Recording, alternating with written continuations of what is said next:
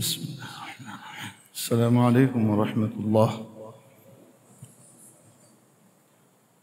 الحمد لله وكفى وسلام على عباده الذين اصطفى أما بعد فأعوذ بالله من الشيطان الرجيم. بسم الله الرحمن الرحيم. يا أيها الذين آمنوا اتقوا الله حق تقاته ولا تموتن إلا وأنتم مسلمون. صدق الله مولانا العظيم. واجب الاحترام حضرات علماء کرام، عزیز طلبا، ধর্মপ্রাণ ধর্মভীরু সর্বস্তরের সম্মানিত মুসল্লিয়ান এজাম, আল্লাহ তাবারাকা ওয়া তাআলা আমাদেরকে এই বাদল দিনে যথাসময়ে তার ঘরে হাজিরি দেবার তৌফিক দান করেছেন। শুকর আদায় করি আলহামদুলিল্লাহ। মাওলায়ে পাকের নিয়ামতের শুকর আদায় করলে মাওলায়ে পাক নিয়ামত বাড়িয়ে দেন। আশপাশে একটু তাকালেই বুঝতে পারবো আল্লাহ আপনাকে আমাকে কতটা পছন্দ করেন। এই বৃষ্টির দিনে যারা অনেকে যথাসময়ে উপস্থিত হতে হয়তো অনেকে চেষ্টা করা সত্ত্বেও ব্যর্থ হয়েছে, সে সময় আল্লাহ তাআলা আপনাকে আমাকে তার ঘরে হাজির করেছেন। এই প্রতিকূল পরিবেশে প্রতিকূল দিবসে মাওলায়ে পাক আপনাকে আমাকে উপস্থিত করেছেন, এটা আল্লাহ রাব্বুল আলামিনের অনেক বড় নিয়ামত, অনেক বড় নিয়ামত। আল্লাহ রাব্বুল আলামিন ইরশাদ করেছেন, লা ইন শাকারতুম লা আযীদান্নাকুম ওয়া লা ইন কাফারতুম ইন্না আযাবি লাশাদীদ। বান্দা, যদি তোমরা আমার শুকর আদায় করো অবশ্যই অবশ্যই নিয়ামত আমি বাড়িয়ে দেব, আর যদি নাশুকরি করো, নিয়ামতের অবমূল্যায়ন করো, অকৃতজ্ঞতা করো, তাহলে নিয়ামত কেড়ে নেব। কি পরিমাণ নিয়ামত আল্লাহ তাআলা আমাদেরকে দিয়েছেন।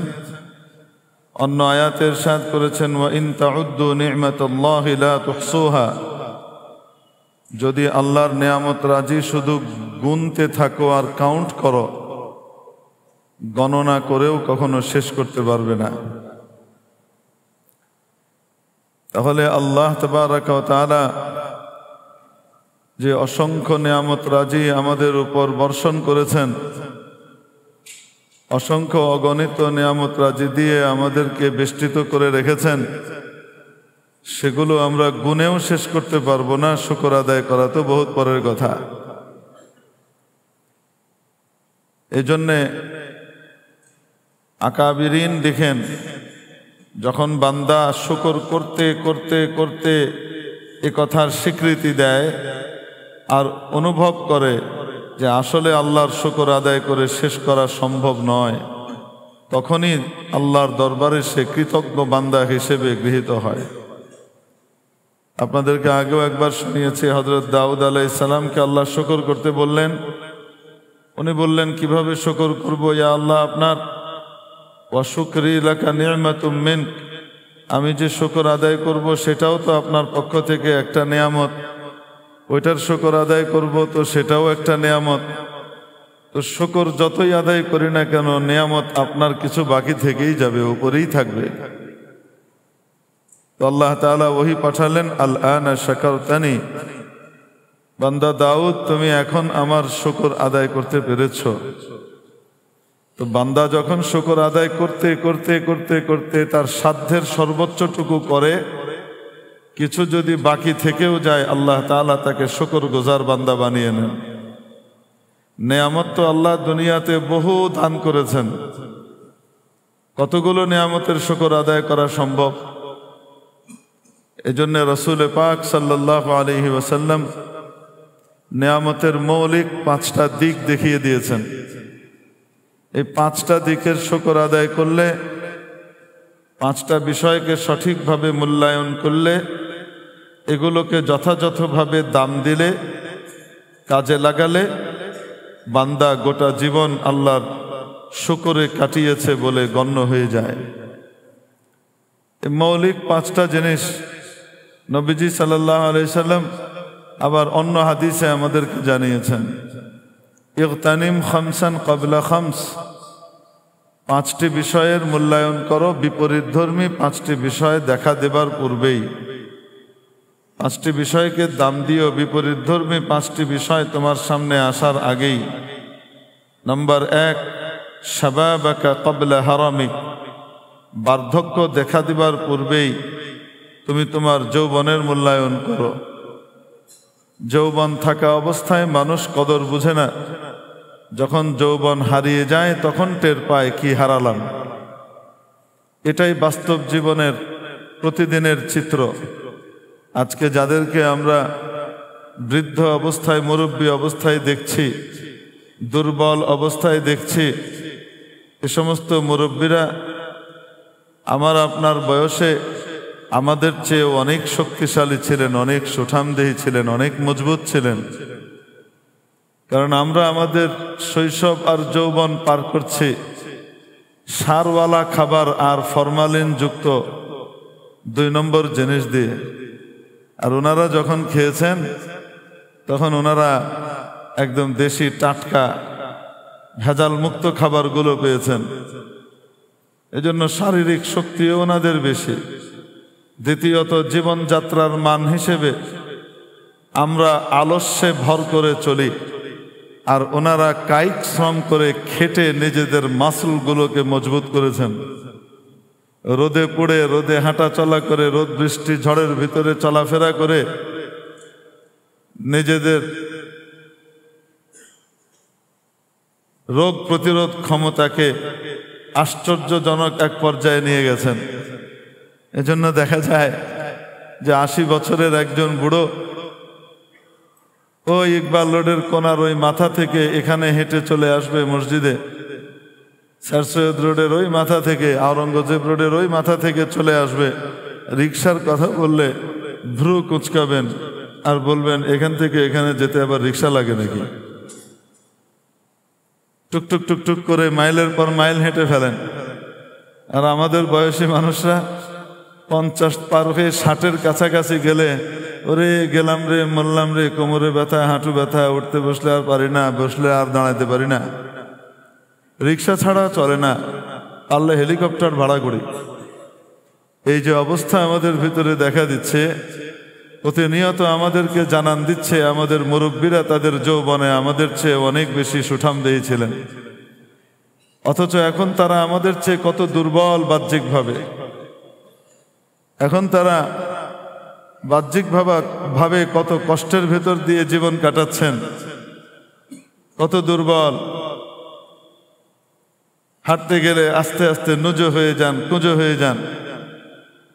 এজন্যে মুরব্বীদের প্রতি সম্মান প্রদর্শন করা, এটা ইসলাম এবং ঈমানের গুরুত্বপূর্ণ একটি অঙ্গ হিসেবে নবীজি সাব্যস্ত করেছেন।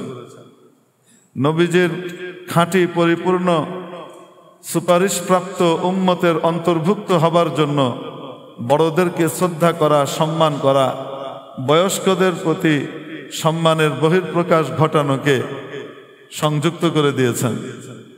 ইরশাদ করেছেন, মান লাম ইয়ারহাম সাগীরানা ওয়া লাম ইউওয়াক্কির কাবীরানা ওয়া লাম ইউআযযিম উলামাআনা ফালাইসা মিন্না। যে ব্যক্তি আমাদের ছোটদেরকে স্নেহ করে না, আদর করে না, বড়দেরকে শ্রদ্ধা করে না, সম্মান করে না, আলেম ওলামাকে মনে প্রাণে তাজিম করে না, শ্রদ্ধা এবং শ্রদ্ধার জন্য শব্দ দুটো ব্যবহার করা হয়েছে।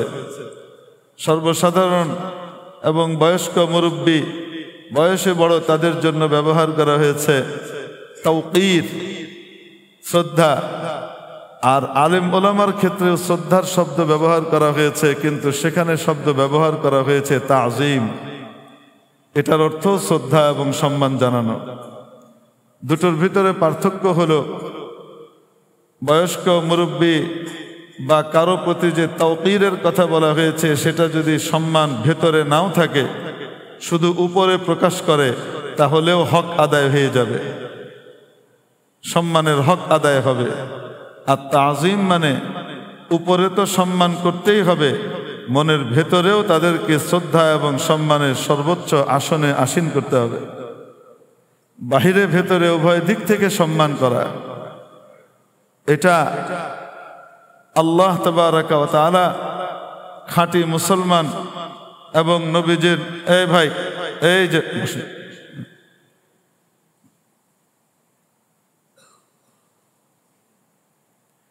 খাঁটি মুসলমান হবার জন্য, দামি মুসলমান হবার জন্য নবী পাক সাল্লাল্লাহু তাআলা আলাইহি ওয়াসাল্লামের সুপারিশ কিয়ামতের দিন লাভ করার জন্য অন্যতম শর্ত বানিয়ে দিয়েছেন। খুব চারটিখানি কথা নয়। এজন্য মনে রাখবেন, সমস্ত বাতিল ফেরকার অর্থাৎ যারা নিজেদেরকে ইসলামী দল হিসেবে বা ইসলামী পরিচয়ে পরিচিত করে অথচ তারা মুক্তিপ্রাপ্ত সেই এক দলের অন্তর্ভুক্ত নয়, 72 ফেরকার কোনো না কোনো একটার সাথে মিশে যাবে। ইনাদের সকলের ভেতরে কদরে মুশতারাক সম্মিলিতভাবে একটা বিষয় থাকে, সেটা হলো আলেম ওলামা থেকে জনতাকে ডিটাচড করে দেয়া, ওলামায়ে কেরাম থেকে তাদেরকে জাতিকে সরিয়ে দেয়া। কারণ যখনই কোনো জাতি কোনো ব্যক্তি আলেম ওলামার ব্যাপারে বজ্জন হবে, কুধারণার শিকার হবে, তখন তার থেকে উপকার নিতে ঐশী বাণী এবং আল্লাহ আল্লাহর রসুলের দেওয়া শিক্ষা এবং দীক্ষা নিতে সে ব্যর্থ হবে এবং সে আস্তে আস্তে দূরে সরে যাবে। দিন থেকে, কোরআন থেকে, ইসলাম থেকে তাকে দূরে সরানো শয়তানের জন্য খুব সহজ হয়ে যাবে। এজন্য শয়তান চেষ্টা করে সবসময় ওলামায়ে একরামের ব্যাপারে, আলেমদের ব্যাপারে মনের ভিতরে কুধারণা তৈরি করে দিতে। একটা কথা মনে রাখতে হবে, আলেম ওলামা নবী রসুল নন, নবী রসুলের ওয়ারিস। সামান্য পার্থক্য আছে, নবী রসুলের কখনো গুনাহ হয় না, নবী রসুল কোনোদিন গুনাহ করেনও না, গুনাহ তাদের দ্বারা হয়ও না। আল্লাহ তাআলা তাদেরকে নিজ কুদরত দিয়ে মাসুম রাখেন, হেফাজত করেন। কিন্তু তাদের ওয়ারিস আলেম ওলামা, তাদের মর্যাদা উম্মতের ভিতরে সবচেয়ে উপরে থাকা সত্ত্বেও তাদের দ্বারা গুনাহ হয়ে যায়, ছোটখাটো গুনাহ হয়ে যেতে পারে, করে ফেলতে পারেন। কিন্তু তাদের এই উম্মত হিসেবে মানবিক যে পূর্ণতা, নবীর গুনাহ হয় না, কিন্তু উম্মত হিসেবে প্রত্যেক উম্মতের কোনো না কোনো গুনাহ হবে, এটা হতে বাধ্য। এটার দ্বারা সে উম্মত স্তরের পূর্ণতা পায় এবং সে যখন তওবা করে আল্লাহর কাছে মাফ চেয়ে নেয়, তখন তার মর্যাদা আগের চেয়ে অনেক বেড়ে যায়। এটা যে কোনো তওবাকারী বান্দা, সে আলিম হোক চাই আলিম না হোক, যে কোনো বান্দা গুনাহ করার পরে, গুনাহ হয়ে যাওয়ার পরে কায়মন বাক্যে যখন তওবা করে, আল্লাহর কাছে মাফ চায় আর অনুতপ্ত হয়, অনুতাপের আগুনে দগ্ধ হয়, ভবিষ্যতে আর না করার সিদ্ধান্ত নেয়, আল্লাহ তাবারাকা ওয়া তাআলা তার যত বড় গুনাহই হোক না কেন তাকে মাফ করে দেন। আর সে আগে যতটুকু কাছে ছিল, এই তওবার কারণে আল্লাহর আরো বেশি নৈকট্য সে লাভ করে। বান্দার কাছ থেকে যখন কোনো গুনাহ হওয়ার বিষয় তো বহুত পরের কথা, কোনো ব্যক্তির যদি কোনো আমল ছুটে যায়, সেই আমল সে ধারাবাহিকভাবে করত, আর সেই আমল যদি তার ছুটে যায় আর সেটার কারণে সে আক্ষেপ করে, আফসোস করে, আল্লাহর কাছে কান্নাকাটি করে, তাহলে তার মর্যাদা ওই আমল করলে যা বাড়ত, এই ছুটে যাওয়ার পরে আক্ষেপ আর আফসোসের কারণে তার চেয়ে বেশি বেড়ে যায়। একবারের ঘটনা, হযরত আমির মুআবিয়া রাদিয়াল্লাহু তাআলা আনহু প্রতিদিন তাহাজ্জুদ পড়েন। সাহাবীদের ভিতরে তো এমন লোক খুঁজে পাওয়াই মুশকিল যার ডেইলি তাহাজ্জুদ পড়ার অভ্যাস নাই, যার তাহাজ্জুদ ছুটে যায়। সাহাবীদের ভিতরে এরকম ব্যক্তি খুঁজে পাওয়া বড় মুশকিল ছিল। তারপরেও কখনো কখনো ক্লান্তির কারণে, পেরেশানির কারণে, সফরের কারণে ছুটে যাওয়া স্বাভাবিক। হযরত আমির মুআবিয়া রাদিয়াল্লাহু তাআলা আনহু ঘুমিয়েছেন, তাহাজ্জুদের সময় হয়েছে, যথাসময়ে উঠবেন, কিন্তু ওই সময় কে যেন পা টিপে দিচ্ছে, খুব আরামদায়ক টেপা। তো পা টিপার কারণে এবং আরাম আসার কারণে পুনরায় ঘুমিয়ে গেছেন। আজান হয়েছে, আজানের শব্দে চোখ খুলেছে, ফজরের নামাজের জন্য প্রস্তুতি নিয়ে রওনা হয়েছেন, কিন্তু তাহাজ্জুদ যে ছুটে গিয়েছে এটার কারণে এত ব্যথিত হয়েছেন, সারা দিন কান্নাকাটি করেছেন, একটু পরপর খালি ফুঁপিয়ে ফুঁপিয়ে কাঁদেন, হায়রে আমার তাহাজ্জুদ ছুটে গেল, হায়রে আমার তাহাজ্জুদ ছুটে গেল। এটা ছিল সাহাবায়ে কেরামের নমুনা এবং আদর্শ। আল্লাহু আকবার। ইমামে রব্বানি আবু হানিফা সানি হযরত ইমাম রশিদ আহমদ গঙ্গোহী রহমতুল্লাহ আলাইহি ঐতিহাসিক দারুল উলুম দেওবন্দ মাদ্রাসার অন্যতম একজন প্রতিষ্ঠাতা ছিলেন। হাদিস এবং ফিকহের এক বিশাল সাগর এবং এক অদ্ভুত চলমান জাহাজ ছিলেন। হাদিসের বড় বড় ব্যাখ্যা গ্রন্থ এবং হাদিসের ভান্ডার সবটুকু মাথার ভিতরে ছিল, অদ্ভুত বড় আলিম ছিলেন। তো একবার গঙ্গোহ থেকে রওনা করেছেন দেওবন্দ আসবেন। তো দেওবন্দ হজরত আসছেন, তখন তো টেলিফোনের যুগও ছিল না, মোবাইল তো বহুত পরের কথা, ঘরে ঘরে টেলিফোনও ছিল না। বিশেষ খবর পৌঁছানোর জন্য বলা হতো তার পাঠানো হয়েছে, তার পাঠানো হয়েছে মানে টেলিগ্রাম করা হয়েছে।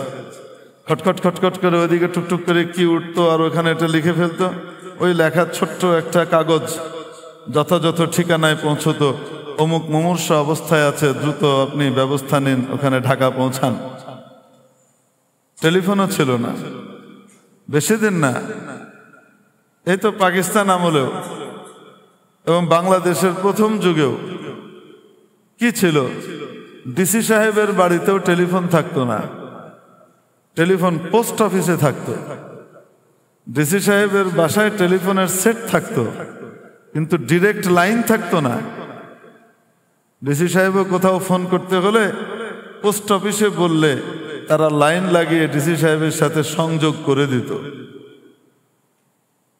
পরবর্তী যুগে এরকম হাই অফিসিয়ালদের জন্য ব্যক্তিগত টেলিফোনের ব্যবস্থা হয়।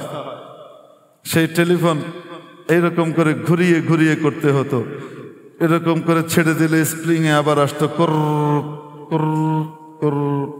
ডায়াল টোন আসতো। যদি কখনো ডায়াল টোন না আসতো তো তাহলে বলতো যে টেলিফোন ডেড। ওই জমানা পার হয়ে এখন মানুষ কোন এক জমানার ভিতরে আছে, সুবহানাল্লাহ। এখন ডায়াল টোন লাগে না, এখন সোজা কি করে টিপে দেয় আর ওদিকে চলে যায়। কোত্থেকে কোথায় চলে গেছে, গোটা একটা কম্পিউটার হাতে নিয়ে ঘুরে, একটা মিনি কম্পিউটার। এখন দামি দামি যে মাশাআল্লাহ মোবাইল ফোন নিয়ে মানুষ চলাফেরা করে, ব্যবহার করে, এগুলো পরিপূর্ণ একটা মিনি কম্পিউটার। একটা কম্পিউটার দিয়ে যা যা করা যায় এ দিয়ে তা করা যায়। সুবহানাল্লাহ বিহামদিহি। এরকম দামি দামি ফোন নিয়ে ইকবাল রোড মসজিদে যখন আসেন আর যান, তখন চোররা আগে থেকে উৎপেতে থাকে, চোর মুসল্লির বেশ ধরে আগে রেডি হয়ে থাকে, একটা ভিড়ের ভিতরে পড়বে আর মোবাইলটাকে সটকে ফেলবো।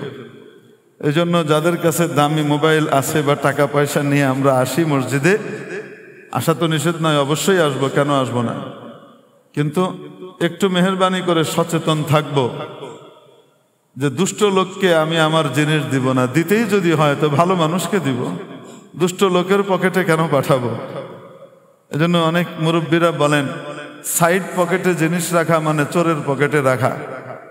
মুরব্বীরা বলেন ভিড়ভাট্টার ভিতরে সাইড পকেটে জিনিস রাখা মানে কার পকেটে রাখা, চোরের পকেটে রাখা। অতএব মসজিদে ঢোকা বের হওয়া এই সময় একটু গ্যাদারিং হয়, একটু ভিড় হয়, এই সময়টায় খুব খেয়াল রাখবো, সচেতন থাকবো যে আমার মোবাইলটা, আমার টাকা পয়সা যেন দুষ্টু লোক নিয়ে যেতে না পারে। রাসূল পাক সাল্লাল্লাহু আলাইহি ওয়াসাল্লাম ইমানদার পরিপূর্ণ কিনা তার জন্য কিছু ক্রাইটেরিয়া বর্ণনা করেছেন, কিছু গুণাবলীর কথা উল্লেখ করেছেন। তার মধ্যে বলা হয়েছে ইমানদার কিন্তু সতর্ক হয়, ইমানদার সচেতন হয়, ইমানদার অচেতন হয় না। ইমানদার অত্যন্ত সচেতন হয়, কিন্তু সচেতন হওয়া সত্ত্বেও সে কাউকে ধোঁকা দেয় না, ধোঁকা দেওয়ার পূর্ণ ক্ষমতা আর যোগ্যতা থাকা সত্ত্বেও সে ধোঁকা দেয় না। ওয়ালা ইউখদা, আল মুমিনু লা ইয়াখদা ওয়ালা ইউখদা, লা ইয়াখদাউ ওয়ালা ইউখদাউ। মুমিন না ধোঁকা দেয় না ধোঁকা খায়। লা ইউলদাগুল মারউ ফি জুহরিন ওয়াহিদিন মাররাতাইন। বুদ্ধিমান ব্যক্তি এক গর্তের মধ্যে দুইবার পা দেয় না, যেই গর্তে সে একবার দংশিত হয়েছে, যেই গর্তের মুখে পা দেওয়ার কারণে একবার দংশনের শিকার হয়েছে, আচ্ছা দেখি তো আরেকবার দিতে পারে কিনা, ওখানে সে দ্বিতীয়বার আর দেয় না। মুমিন এত অচেতন হয় না, মুমিন বড় সচেতন হয়। তো বলছিলাম ওই জমানার কথা, যখন টেলিফোন ডিসি সাহেবের কাছেও থাকতো না। পরবর্তী যুগে ডিসি সাহেবদের কাছে, হাই অফিসিয়ালদের কাছে টেলিফোন দেয়া হলো ব্যক্তিগতভাবে, আর অন্যান্যদের কাছেও আসলো। তখন আবার টেলিফোন দুই রকম হলো, আল হাতিফ আলা নাওয়াইন, এক হলো ডিজিটাল আর এক হলো অ্যানালগ। ডিজিটাল যেটা, ওটা দিয়ে জেলার ভেতরে জেলার বাইরে এবং ইন্টারন্যাশনাল কলও কি করা যায় ডিরেক্ট। আর যেটা অ্যানালগ হতো, ওটা ফোন করতে হতো কোথায়? ঢাকা থেকে চিটাগাং ফোন করতে হলে, ঢাকা থেকে রাজশাহী ফোন করতে হলে, কুমিল্লায় ফোন করতে হলে, ভিন্ন জেলায় ফোন করতে হলে তখন ফোন করতে হতো।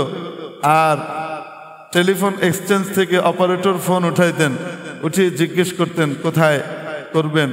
স্যার অমুক জায়গায় করব, নম্বর বলতে হতো। বলতো অপেক্ষা করেন, একটু পরে ওই নম্বরে অপারেটর ওই দিক থেকে কানেক্ট করে আবার এদিকে কানেকশন দিত। এটাকে কি বলা হতো? অ্যানালগ ফোন বলা হতো। এই জন্য বললাম যে কোন জমানা থেকে কোথায় চলে আসছি আমরা। তো হজরত রশিদ আহমদ গঙ্গোহী রহমতুল্লাহ আলাই তো ছিলেন শামিলির যোদ্ধা। ইংরেজের বিরুদ্ধে শামিলিতে যে ভয়ঙ্কর যুদ্ধ হয়েছিল 1857-তে, সেই যুদ্ধের অন্যতম সিপাহ সালার ছিলেন। অনেক বড় বিপ্লবী ছিলেন, যেমন বড় আলেম ছিলেন তেমনি ভাবে বড় বিপ্লবীও ছিলেন। হযরত রশিদ আহমদ গঙ্গোহী রহমতুল্লাহ আলাই রওনা করেছেন, দেওবন্দ আসবেন গঙ্গোহ থেকে, খুব বেশি দূরে না আবার খুব কাছেও না, নারায়ণগঞ্জ থেকে ঢাকা।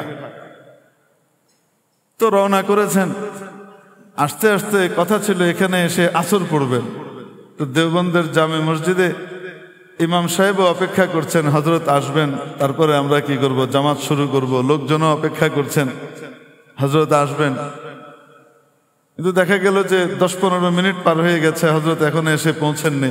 সংবাদও তো পাওয়া যাচ্ছে না কোথায় আছেন, লোক এসে জানা যাচ্ছে না, নামাজ পড়ে ফেলেছেন।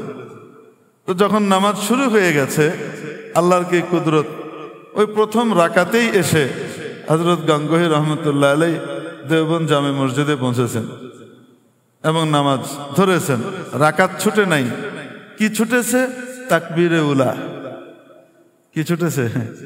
তাকবীরে উলা ছুটেছে। শুধু প্রথম তাকবীর, যেই তাকবীরে ইমাম বলেছেন আল্লাহু আকবার, তার পরপরই সাথে সাথে এই তাকবীরে তাহরিমার সাথে সাথে নিয়তটা বাঁধতে পারেন নাই, ছুটে গেছে।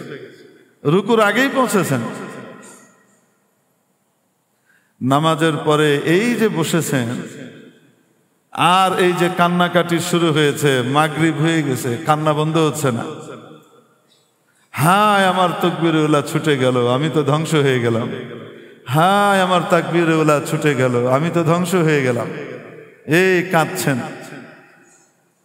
মাগরিব হয়ে গেছে, মাগরিবের আজান হয়েছে, নামাজ হয়েছে, নামাজ পড়েছেন, আবার সেই কান্নাকাটি শুরু হয়েছে। অনেক পরে যখন একটু থিতু হয়েছেন, তো তখন বলেছেন 40 বছর হয়েছে আলহামদুলিল্লাহ, একদিনও তাকবীরে উলা ফৌত হয় নাই।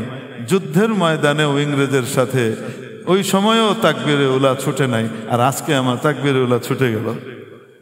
আসলে যারা আল্লাহওয়ালা হন, বুজুর্গ হন, সাহাবায়ে কেরামের নমুনা হন, ফলো করতে হলে ওরকম মানুষদেরকে ফলো করতে হয়।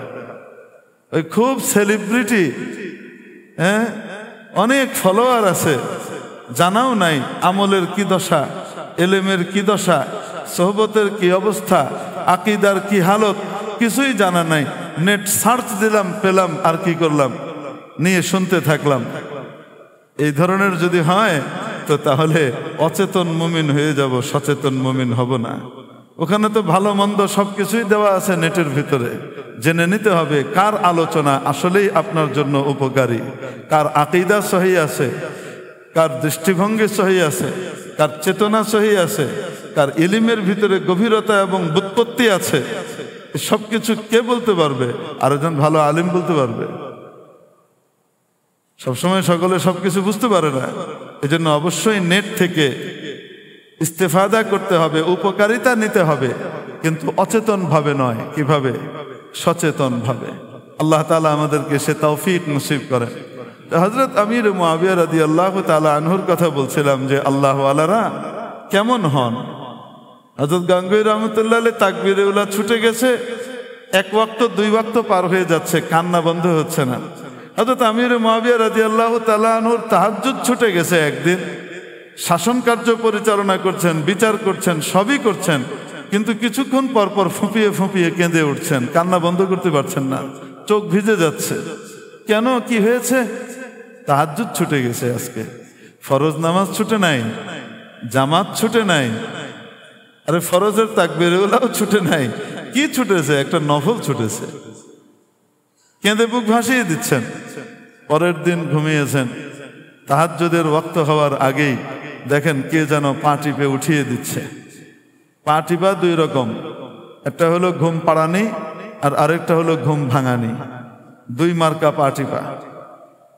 ঘুম পাড়ানোরও পা টিপা আছে, আবার ঘুম ভাঙানোরও পা টিপা আছে। হুজুর ওটা কিরকম? কোনো সময় এসেন, আমি ইনশাল্লাহ আপনার পা টিপে দেখিয়ে দিব কিরকম হয়। আমার এটা ট্রেনিং আছে, আমার মুরব্বীদের, ওস্তাদদের, আমার শেখের। আমি এরকম পা টিপার কাজ আল্লাহর রহমতে জীবনভর করেছি, এখনো করি। এখনো আমার মুরব্বীর, আমার ওস্তাদজির, চাই সেই ওস্তাদজি মক্তবের হন না কেন, আলিফ বাতাসা পড়েছি এরকমই হন না কেন, সেই ওস্তাদজিকেও যদি পাই, ওনার জুতোটা নিয়ে বগলে করে নিয়ে যেতে পারাকে জীবনের পরম সৌভাগ্য মনে করি যে আল্লাহ পাক তৌফিক দান করেছেন। আমাদের মুরব্বীদের এই শ্রদ্ধার শিক্ষা কওমি সিলেবাস এবং এই ধারার ভিতরে যেভাবে এখনো বিদ্যমান আছে, আর কোথাও আছে কিনা আমি জানি না। এইভাবে আল্লাহ পাক গোটা উম্মতের ভিতরে গুরুজনকে, স্পেশালি শিক্ষকদেরকে, সেই শিক্ষক বাংলার হোক, ইংরেজির হোক, অঙ্কের হোক, সেই শিক্ষক ভূগোলের হোক, বিজ্ঞানের হোক, সেই শিক্ষক জিওগ্রাফির, সেই শিক্ষক পিটির হোক, যেমনই হোক না কেন, শিক্ষকের সাথে শ্রদ্ধার সম্পর্ক বহাল রাখবার, মুরব্বীদেরকে সম্মান করবার, এই মানসিকতায় শিক্ষা অর্জন করবার তৌফিক আল্লাহ আমাদেরকে নসিব করেন। আজকে এই আদব থেকে জাতি বঞ্চিত হয়ে গেছে। এক জমানা ছিল, আমি আপনাদেরকে আরো বলেছি, যেহেতু আমাদের বাচ্চারা নতুন নতুন অনেক সময় অনেকে মসজিদে আসেন, তাদের জন্য এটা খুব দরকার, অনেক প্রয়োজন। দেখেছি আমরা স্কুল কলেজের থেকে পাশ করা লোকজন সরকারি বড় অফিসার হয়ে গেছে, বড় কর্মকর্তা হয়ে গেছে। এখন তো বিসিএস ক্যাডার বলে, ওই সময় সিএসপি ক্যাডার বলতো, ওরকম বড় অফিসার হয়েছে। আর প্রাইমারি স্কুলের শিক্ষক, তার সাথে আচরণ কি ছিল? অফিসার সাহেব গ্রামে এসছেন, নিজের বাড়িতে এসছেন, গাড়িও আছে, দূরে গাড়ি দাঁড়ানো আছে, হ্যাঁ, কিন্তু মেঠো পথ, তাই সাইকেলে করে যাচ্ছেন অনেক দূরে। সেই প্রাইমারি স্কুলের শিক্ষককে দেখেছেন, ঝট করে সাইকেল থেকে নেমে গিয়েছেন, রাস্তার পাশে দাঁড়িয়ে গিয়েছেন, শিক্ষককে সালাম দিয়েছেন, সম্মান জানিয়েছেন। শিক্ষক যতক্ষণ দৃষ্টির আওতায় ছিলেন ততক্ষণ পর্যন্ত আর সাইকেলে ওঠেননি, সাইকেল নিয়ে হেঁটে হেঁটে পার করেছেন। এই আদব আমাদের কলেজ ভার্সিটির ছাত্রদের ভিতরে, শিক্ষিতদের ভিতরে ছিল না? মুরব্বীরা এখনো জিন্দা আছেন, তাদেরকে জিজ্ঞেস করেন ছিল কি ছিল না? ওই আদব, ওই সম্মানবোধ আবার আমাদের সমাজে ফিরিয়ে আনতে হবে। এবং শিক্ষকদেরকেও বাবার ভূমিকায় আসতে হবে, শিক্ষিকাদেরকেও সত্যিকার অর্থে মায়ের ভূমিকায় আসতে হবে। শিক্ষিকা যদি মডেলের ভূমিকায় অবতীর্ণ হয়, তাহলে ছাত্র কখনোই তাকে মায়ের দৃষ্টিতে দেখবে না, অন্য কোনো দৃষ্টিতে দেখবে। উভয় দিকেই সংযত হওয়ার বড় প্রয়োজন রয়েছে। আল্লাহ পাক এই আদব আমাদেরকে দান করেন। তো বলছিলাম পা টিপা কয় রকম? দুই রকম, একটা হলো ঘুম পাড়ানি আর একটা হলো ঘুম ভাঙানি। তো গতকালকে তো কে যেন ঘুম পাড়ানি মার্কা পা টিপে ঘুম পাড়িয়ে দিয়েছে, ভাঙা ঘুম আবার জুড়ে দিয়েছে। আর এদিকে আজকে কে যেন আবার কি করছে, পা টিপছে যে ঘুম ভাঙিয়ে দিচ্ছে। তো উনি উঠে দেখেন একজন পা টিপছে, অপরিচিত, চেনেন না।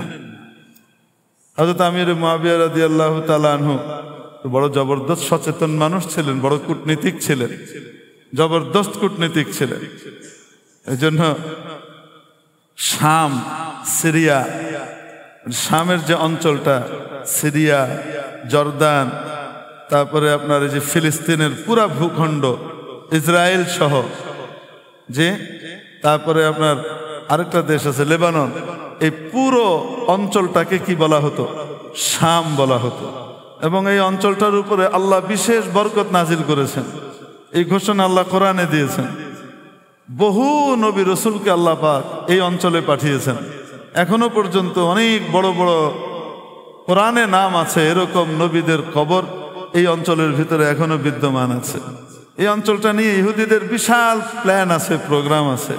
আমরা দোয়া করি আল্লাহ পাক তাদের এই কুটচাল এবং এই দুষ্টু পরিকল্পনাকে নস্যাৎ করে দেন, ধ্বংস করে দেন, তাদের কবল থেকে ইসলাম এবং মুসলিম উম্মাকে হেফাজত করেন। বড় একটা সুখবর, দীর্ঘদিন পরে গতকালকে যুদ্ধবিরতি হয়েছে। আপনারা দেখেছেন এই যুদ্ধবিরতি চুক্তির সংবাদের পরে সেই ভাঙা পোড়ো বাড়িগুলোর ভেতরে, বিধ্বস্ত বাড়িগুলোর ভেতরে বাচ্চাদের এবং ওখানকার মানুষজনের কি আনন্দ এবং উল্লাস। আল্লাহ পাক তাদের এই হাসিকে, তাদের এই আনন্দকে বহাল রাখেন। এবং ওই দুষ্টের দল যারা যুগে যুগে সব সময় চুক্তি ভঙ্গ করে এসেছে, যারা নবীদেরকে হত্যা করেছে, নবীদের পিঠে ছুরি মেরেছে, বারবার বিশ্বাসঘাতকতা করেছে, মুনাফিকি করেছে, এদের এই চরিত্র থেকে বের হয়ে আসার তৌফিক দান করেন। এমন যেন না হয় তাদের সুবিধাটা অর্জন করে নিয়ে আবার তারা আগের রূপে, সেই হায়নার নেকড়ের রূপেই আবার ফিরে গেল, এমন যেন না হয়। দোয়া করি আল্লাহর কাছে। এবং ওখানে পুনর্বাসনের জন্য এবং ওই জায়গাগুলোতে মুসলমানদের জন্য খাবার দাবার, ত্রাণের অনেক দরকার। যার যতটুকু সাধ্য যেভাবে আছে, যেই লাইনে আছে, আমরা চেষ্টা করব পৌঁছানোর জন্য। কিছুটা হলেও মনে তৃপ্তি পাবো যে না, আমি আমার আর্ত ভাই বোনদের জন্য, মা বোনদের জন্য কিছু পাঠাবার চেষ্টা করতে পেরেছি। কিয়ামতের দিন আল্লাহর কাছে কিছু না কিছু জবাবদিহি করতে পারবো, দাঁড়াতে পারবো, মুখ দেখাতে পারবো।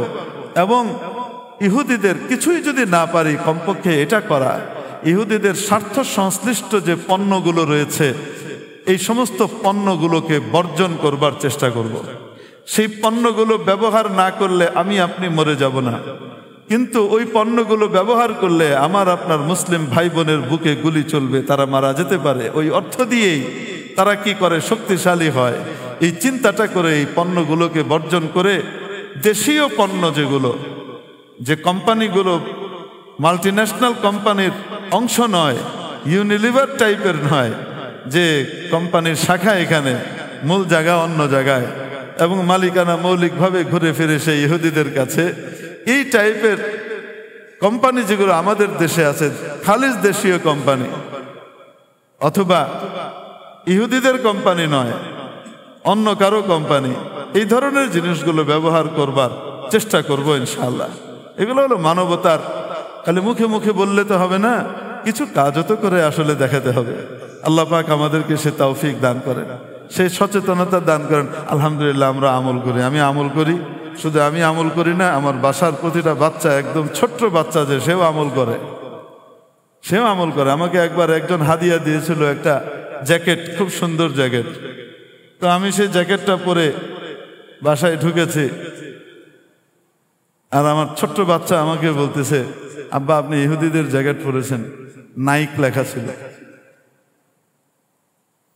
আপনি ইহুদিদের জিনিস পরেছেন, ইসরায়েলি জিনিস পরলেন, আমরা তো এটা পরি না। শেরাটনে এক বিয়ে ছিল, আমাদের ইমাম ভাইয়ের বাচ্চার বিয়েতে দাওয়াত ছিল, গিয়েছে। তো আমরা খেতে বসেছি, খাওয়া দাওয়ার এক পর্যায়ে বাচ্চারা দৌড় দিয়েছে, কেন? ড্রিঙ্কস আনবে। তো আমি তো আগেই ঘুরে এসেছি এবং আমি দেখেছি ওখানে ওই কোকা কোলা, স্প্রাইট আর 7 আপ, পেপসি এগুলাই আছে, দেশীয়গুলা নাই। আমি মনে মনে চিন্তা করছি, আহারে বাচ্চাগুলো এতদিন পর্যন্ত ইহুদি পণ্য বর্জন করে এসেছে, আজকে মনে হয় তাদের এই দেয়ালটা ভেঙে যাবে। তো মনে মনে চিন্তা করছি আর বসে আছে। কিছুক্ষণ পরে দেখি তারা খালি হাতে আবার সব ফিরে এসছে। তো আমি জিজ্ঞেস করলাম, কি পাও নাই? আছে তো ওইদিকে। বলছে, না আবু পেয়েছি, কিন্তু সবগুলো এগুলো ইহুদিদের জিনিস, এই জন্য আনি নাই। তো যখন একটা 5 বছরের বাচ্চার মুখ থেকে এই জিনিস শুনি, তখন আল্লাহর শুকর আদায় করি, ইয়া আল্লাহ, তুমি আমার বাচ্চাদেরকে কমপক্ষে আন্তর্জাতিকভাবে এতটুকু সচেতন হিসেবে তুমি পয়দা করেছো। এটা তোমার হাজার শুকর, তোমার শুকর, তোমার নেয়ামত, তোমার নেয়ামত, তোমার নেয়ামত। আমাদের বাচ্চারা আমাদের চেয়ে সচেতন, আমাদের বাচ্চারা আমাদের চেয়ে বেশি জীব সামলাইতে পারে, আমরা অনেক সময় পারি না। আমরা কি বলি, প্লেনের ভিতরে বসে কক, পেপসি এগুলাকে হালাল করে ফেলি, জায়েজ করে ফেলি। কিভাবে করি জানেন? কিনা তো হয়েই গেছে, পয়সা তো পে করেই ফেলেছে, তো আমার কাছে এখন দিয়েছে, আমি খেলে আর কি হবে। জীবের লোল সামলাতে পারি না, কিন্তু ওরা ঠিকই পারে। এবং আল্লাহ কি বলেন জানেন? ওয়াইন তাতাওয়াল্লাউ ইয়াস্তাবদিল কওমান গায়রাকুম সুম্মা লা ইয়াকুনু আমসালাকুম। তোমরা যদি পিঠ দেখাও, তোমরা যদি আমার বিধানগুলোকে মানার ক্ষেত্রে যথাযথ পদক্ষেপ নিতে ব্যর্থ হও, তো তাহলে মনে রেখো, এটা পালন করার জন্য আল্লাহ তার অন্য কোনো জাতকে নিয়ে আসবেন, অন্য কোনো দলকে নিয়ে আসবেন। সুম্মা লা ইয়াকুনু আমসালাকুম, ওরা তোমাদের মতো হবে না, ওরা তোমাদেরকে লজ্জিত করে দিবে। ওরা ঠিকই সেটা পালন করবে, এবং সেটা প্রমাণ করে দেখিয়ে দিয়েছে। 2024-এ 5ই আগস্টের জুলাই যোদ্ধা এবং বাচ্চারা, এই ইউনিভার্সিটির, বেসরকারি ইউনিভার্সিটির বাচ্চারা এরকম বিপ্লবে এগিয়ে এসে জান দিতে পারে, এটা দেখে আসলেই আমাদের মতো বৃদ্ধ এবং মুরব্বী যারা, পৌড়ো যারা, আসলেই আমাদেরকে লজ্জা পেতে হয়েছে। যেটা দেখে মনে হতো এদেরকে ইসলাম থেকে তো দূরেই সরিয়ে দেয়া হয়েছে।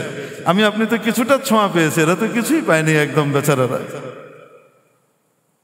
কিন্তু আল্লাহু আকবার, এরা আবার তাদের বিপ্লবের জয় পাওয়ার সাথে সাথে সংবাদ পেয়ে মাঠের ভিতরে, রাস্তার ভিতরে নামাজ আদায় করছে। আমরা এগুলো দেখেছি না? দেখি নাই?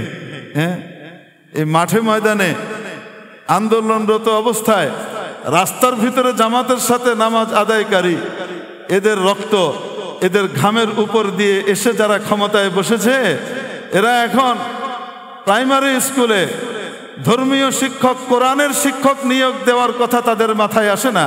তারা নাচ গানের শিক্ষক নিয়োগ দেওয়ার জন্য সার্কুলার ইস্যু করে।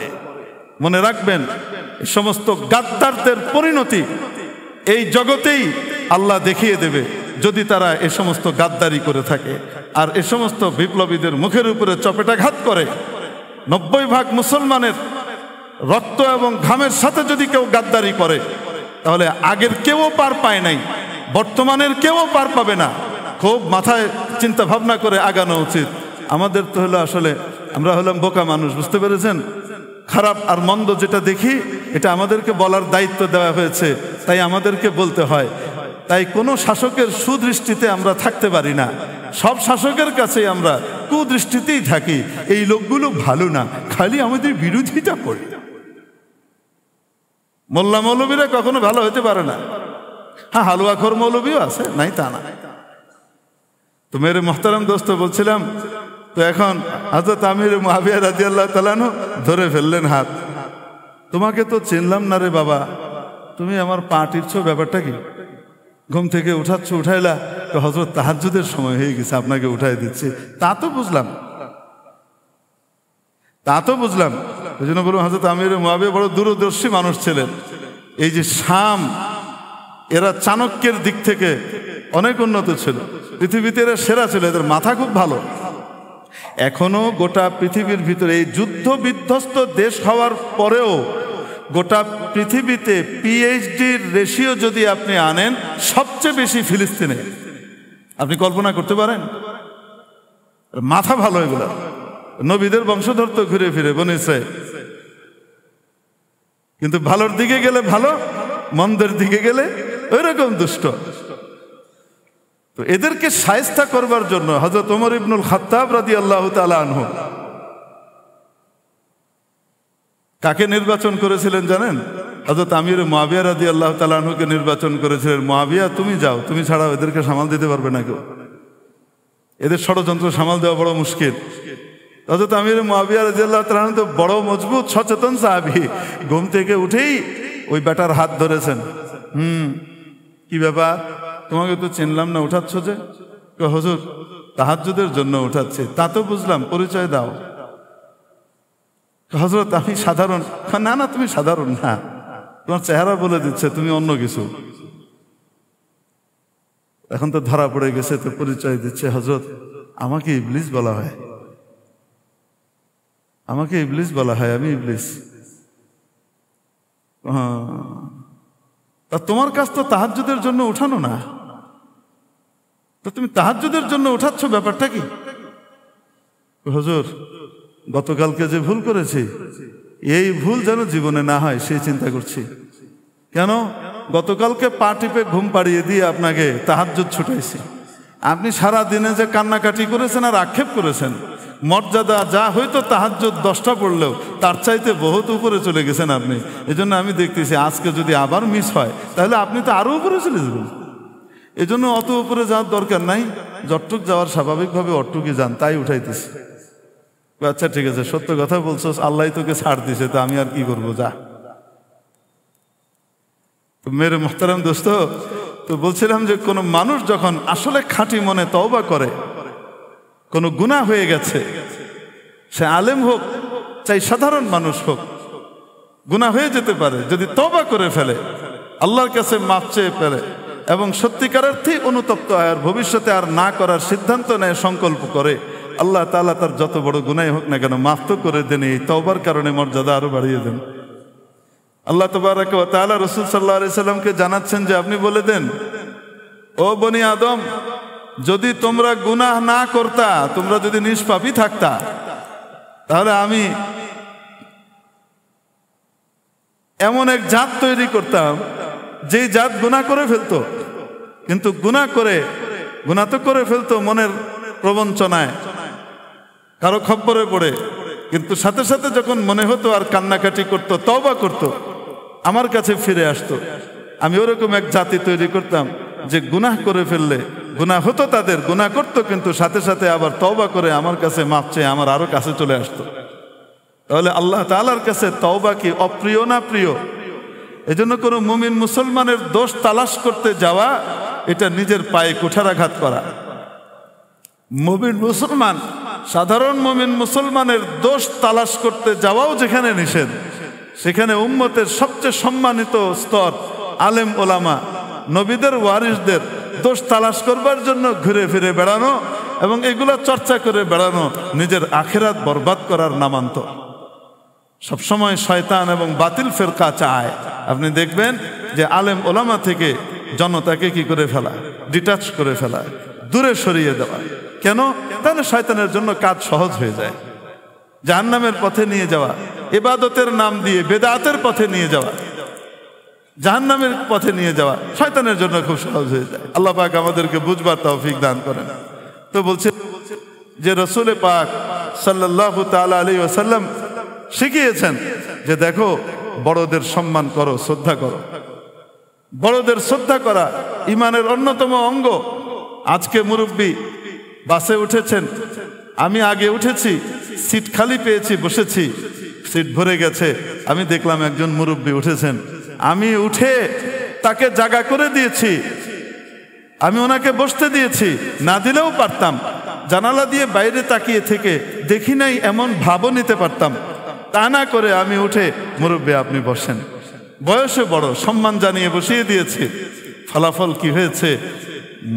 মুরব্বীকে, বড়কে শ্রদ্ধা করার কারণে, নবীজির এই হাদিসের উপরে আমল করার কারণে কিয়ামতের দিন নবীজির সুপারিশপ্রাপ্তদের খাতায়, তালিকায় আমার নামটাকে উঠিয়ে দিয়েছে। এটা চারটেখানি কথা নয়। আল্লাহ পাক আমাদেরকে বড়দেরকে শ্রদ্ধা করবার তৌফিক দান করে। এই উপস্থিতি বলছিলাম যে আল্লাহ রাব্বুল আলামিন নবীজির মাধ্যমে শিখালেন শাবাবাকা ক্বাবলা হারামিক, যৌবনের মূল্যায়ন করো বার্ধক্য দেখা দেওয়ার পূর্বেই যুবক বয়সে মানুষ তা করতে পারে যা বৃদ্ধ হওয়ার পর করতে পারে না। যৌবনের মূল্যায়ন কিভাবে হবে আল্লাহ পাক আমাদেরকে তৌফিক দান করেন। ইনশাআল্লাহ সামনের জুমা থেকে আলোচনা এখান থেকে আমরা আগাবো। আল্লাহ পাক আমাদেরকে সমস্ত নিয়ামতগুলোর শুকর আদায় করার তৌফিক দান করেন। 4 রাকাত ক্বাবলাল জুমা সুন্নাত আদায় করে নিন।